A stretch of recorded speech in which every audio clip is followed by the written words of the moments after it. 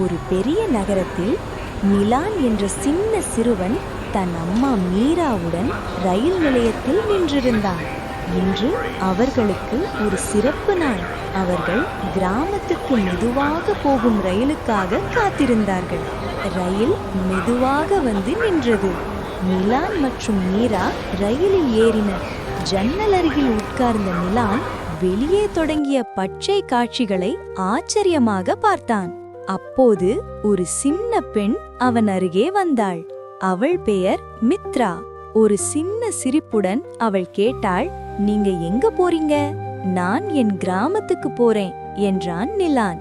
சில நிமிடங்களில் இருவரும் நல்ல நண்பர்களாகி விட்டார்கள். ஜன்னலுக்கு வெளியே பறக்கும் பறவைகளையும் பச்சை வயல்களையும் பார்த்து மகிழ்ந்தார்கள். மித்ரா தனது சின்ன ஆரஞ்சு கேமராவை எடுத்தாள். வெளியே இருக்கும் அழகான காட்சிகளை படம் எடுக்க முயன்றாள். அதை பார்த்த நிலான் சிரித்து கைத்தட்டினான். அந்த நேரத்தில் ரயில் ஒரு சிறிய கிராம நிலையத்தில் நின்றது. நிலான் மற்றும் மித்ரா கீழே இறங்கி சுற்றி பார்த்தார்கள். அங்கு ஒரு சின்ன உணவு கடை இருந்தது. அந்த கடையை நடத்தி கொண்டிருந்தவர் முரளி தாத்தா. அவர் சூடான முறுமுறு வடைகளை கொடுத்தார். நிலான் மற்றும் மித்ரா மகிழ்ச்சியாக அதை சாப்பிட்டார்கள். சில நிமிடங்களில் ரயில் மீண்டும் மெதுவாக நகரத் தொடங்கியது.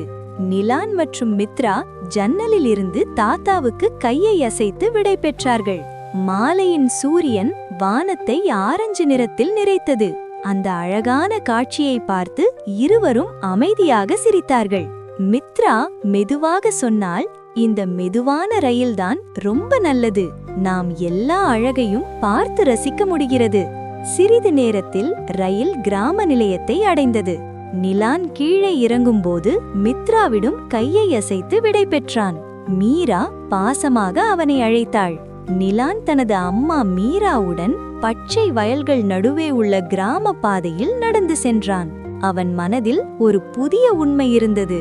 சில பயணங்கள் மெதுவாக நடந்தாலும் அவைதான் வாழ்க்கையின் அழகான நினைவுகளாக மாறும்.